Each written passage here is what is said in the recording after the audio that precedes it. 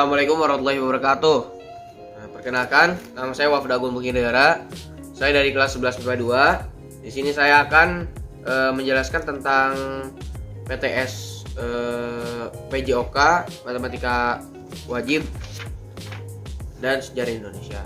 Pertama, saya telah melakukan berbagai percobaan mengenai PJOK, yaitu menghitung jumlah denyut nadi per menit, mulai dari bangun tidur, stretching, jogging, lari 6 kali, cooling 2 kali.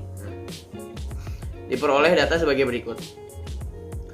Nah, jadi memang rata-rata untuk lari dan dari stretching sampai cooling itu memang melebihi batas atas rata-rata, dan untuk bangun tidur itu kurang dari batas bawah. Untuk batas atas dan batas bawah, untuk saya batas atas sekitar 112 denyut per menit dan batas bawahnya 92. Selanjutnya saya akan menjadikan laporan-laporan yang tadi denyut nadi itu diubah ke matriks kolom dan matriks baris. Nah, sebagai berikut. Nah, untuk matriks kolom dan matriks baris ini apakah bisa dikali? Dua matriks tersebut bisa dikalikan karena jumlah baris pada matriks 2 itu sama dengan jumlah kolom pada matriks 1. Untuk caranya sebagai berikut. Jadi di sini 1 kali 9 dan 9 kali 1 itu dapat dikalikan. Tetapi untuk penjumlahan dan pengurangan itu tidak bisa dilakukan karena ordo pada kedua matriks tersebut tidak sama. Nah, selanjutnya saya akan menjelaskan mengenai tentang sejarah Indo itu, mengenai tentang kolonialisme dan imperialisme. Nah, dampaknya dan ini sistem tanah paksa dan politik pintu terbuka serta dampak-dampaknya.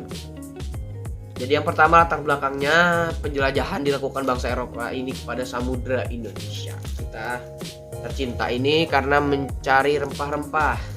Nah, ini dilakukan karena rempah-rempah itu termasuk dalam komoditas utama dalam perdagangan mereka pada saat itu ya.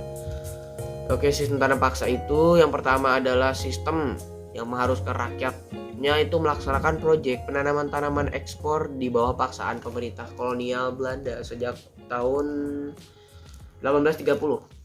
Nah, sistem tanam paksa pada masa penjajahan Belanda itu disebut kultur stelsel. Tujuan tanam paksa kolonial Belanda itu untuk merangsang produksi dan ekspor komoditas pertanian yang laku di pasar dunia. Nah, untuk menyesuaikan kultur stelsel tersebut, pemerintah kolonial memberikan pinjaman uang kepada orang-orang yang bersedia membangun pabrik atau penggilingan, yang mana itu bisa saja menguntungkan tanam paksa mereka. Nah, untuk sistem tanah paksa itu memiliki dampak negatif dan dampak positifnya.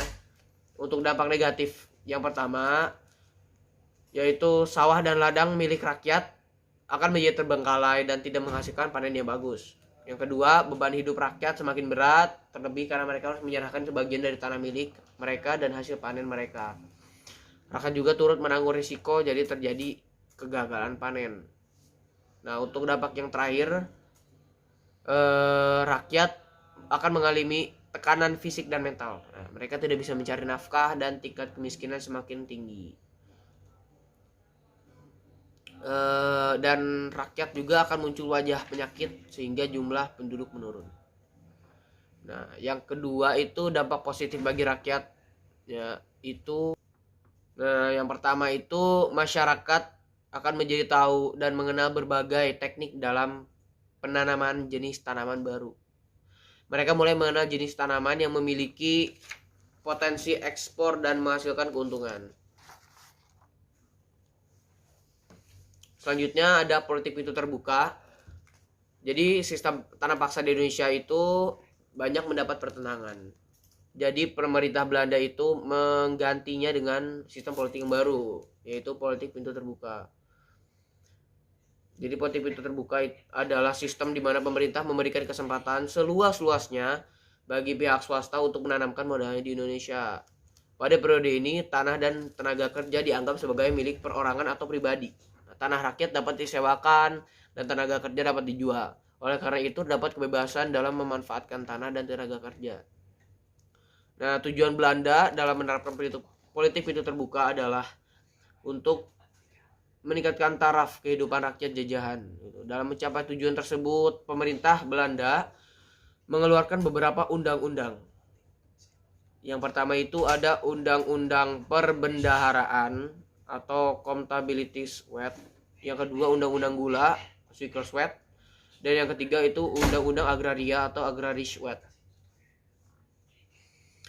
Nah, politik-politik terbuka membawa dampak positif maupun negatif gitu bagi bangsa Indonesia. Meski tujuan politik itu terbuka adalah untuk meningkatkan taraf kehidupan rakyat jajahan.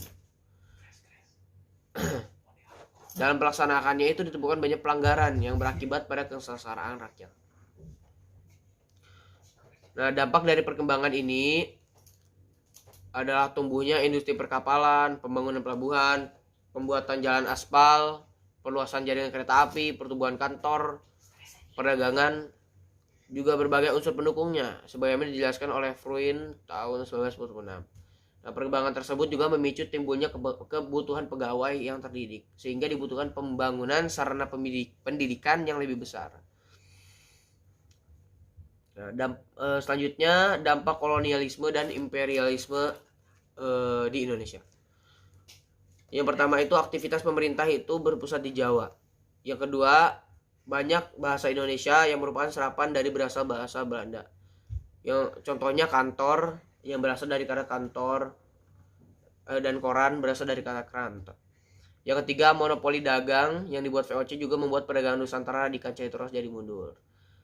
Yang keempat, ada kecenderungan politik dan kebudayaan yang dimasukin melalui pendidikan. Sekian dari saya, kurang lebihnya mohon maaf. Wassalamualaikum warahmatullahi wabarakatuh.